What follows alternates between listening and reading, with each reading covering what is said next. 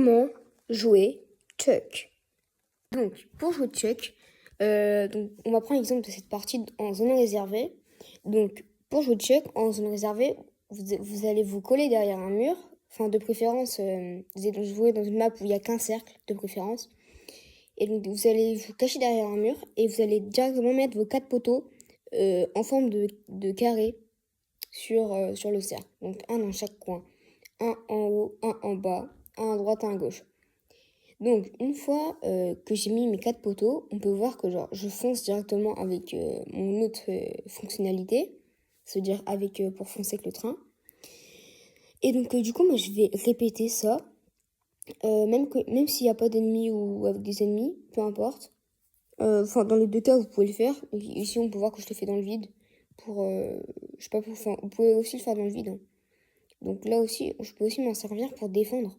Aussi, vous voyez, pour esquiver des attaques. Comme par exemple, là, j'ai esquivé l'ulti du Primo. Ici, j'aurais pu tuer le Rico, mais j'avais oublié d'appuyer sur mon ulti.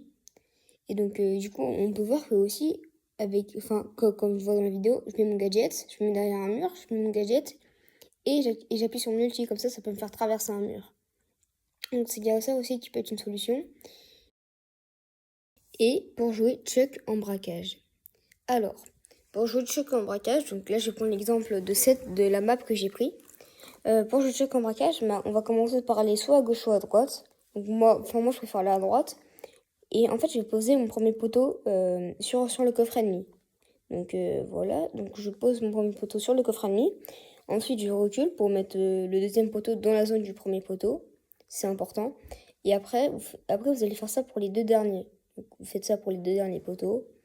Et donc, une fois que vous avez posé vos 4 poteaux, vous avez une grande lignée, vous n'avez plus qu'à attendre votre ulti.